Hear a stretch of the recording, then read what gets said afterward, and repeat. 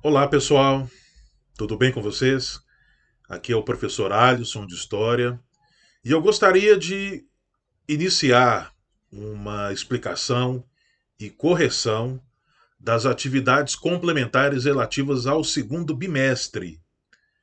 Lembrando que tanto as atividades do PET quanto as atividades complementares, além de carga horária, também valem nota.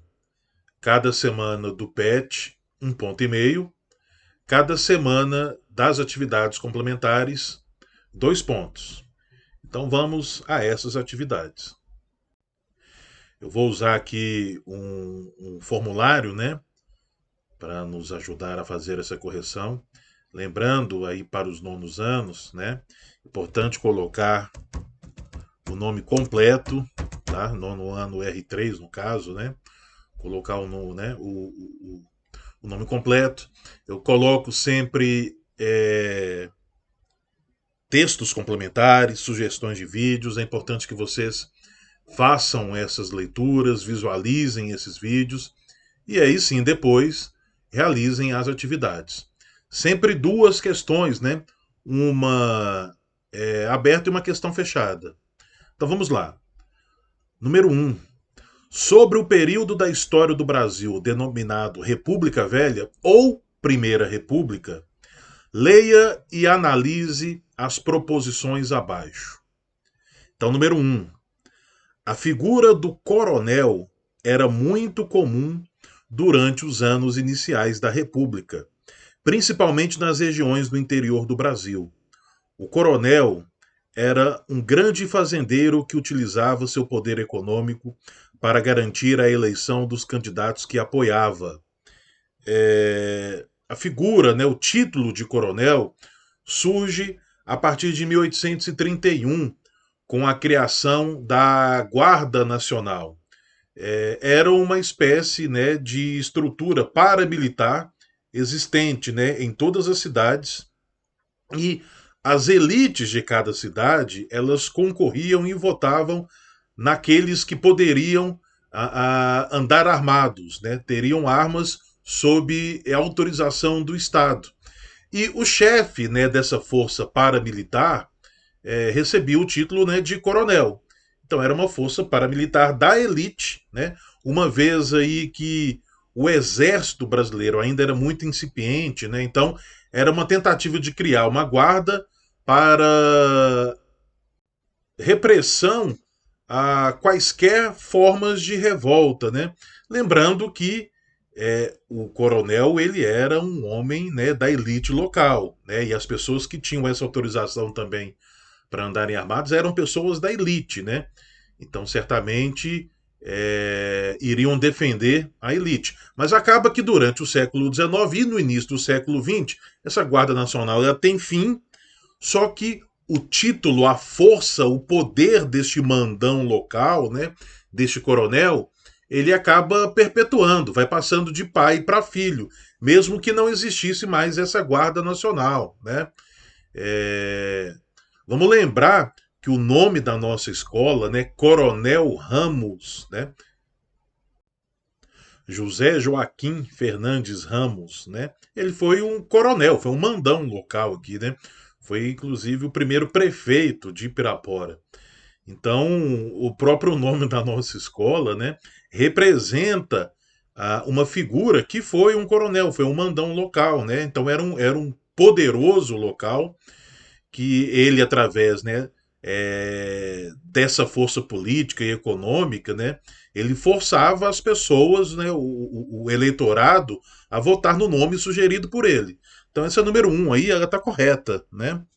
Número 2, o período que vai de 1889 a 1930 é conhecido como a República Velha.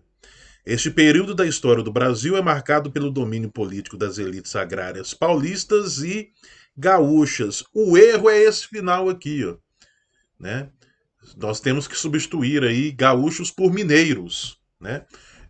São Paulo era o estado mais rico do Brasil. Minas Gerais, o estado mais populoso. Então essa riqueza de São Paulo, aliado aí a grande população de Minas, que garantia uma maior bancada política de Minas Gerais junto ao parlamento, fazia com que as duas elites elas se juntassem, né, para fazer uma espécie de rodízio na presidência. Obviamente, não era um jogo ali, um compromisso assinado, né? Em cada nova eleição arrumavam-se as cartas, mas essas duas elites desses dois estados, né, foram os mais importantes, os mais fortes da Primeira República, ou República Velha. Então, número 2 aqui está correta por conta do termo aqui gaúchos, ao invés de mineiros. Número 3. A República Velha foi marcada pelo governo de presidentes civis, ligados à cultura da cana-de-açúcar. Nós temos os dois primeiros presidentes militares, o Marechal Deodoro da Fonseca, depois o Floriano Peixoto, e já no fim da primeira década, né, é eleito o Marechal Hermes, que inclusive é o político que vai dar nome à ponte, né, inaugurada aqui em 1922, né, da primeira ponte metálica aqui no Rio São Francisco. Mas, tirando esses três, né, o restante são presidentes civis. Então, esse ponto aí está correto. Só que essas elites não eram ligadas à cultura da cana-de-açúcar, né? Eram ligadas à cultura do café. Eram ligados, então, a fazendeiros cafeicultores. Então, só a afirmativa 1 está correta. Então, nós temos que marcar a letra D, ok? Número 2. Isso aqui é uma charge, né, da época, né, então do início lá da Primeira República, né, a República Velha.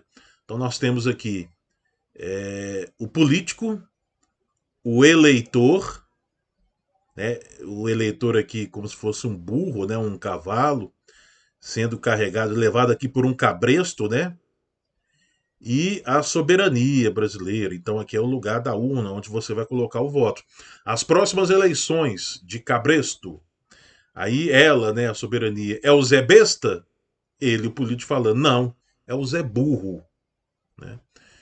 A charge satiriza uma prática eleitoral presente no Brasil da chamada Primeira República. Que prática era essa? Justamente, né, o voto de cabresto. O momento em que os políticos eles indicavam os eleitores a votarem nos nomes indicados por eles. Como o voto não era secreto, justamente no dia da eleição, esses políticos, esses coronéis, né, eles mandavam seus homens, seus jagunços, pegarem todos esses eleitores da região, levavam inclusive para um galpão, né? Então eram alimentados ali e na hora certa eles eram levados para o local de votação. Já recebiam inclusive até o papel com o nome ali, né, do político a ser indicado, a ser votado. Então não havia autonomia algum para o eleitor, né? Então ele só referendava ali um nome que já tinha sido escolhido, né? Já tinha sido pensado antes. Então, esse momento da Primeira República, né? E esse ato aqui do político, né? Levar pelo cabresto, né? O eleitor, né? A gente chama de voto de cabresto, né? Que ele é que está induzindo o eleitor a votar no candidato escolhido pelo coronel, pelo político, né? Então não há liberdade. Então esse direito político aí é fraudulento, tá bom? Lembrando, né, que toda vez que houver um asterisco em vermelho, quer dizer que você precisa, né, responder, é obrigatório. Feito isso, clicou em enviar, aparece aqui, né, essa outra tela, sua resposta foi registrada, perfeito, né? E é isso, pessoal.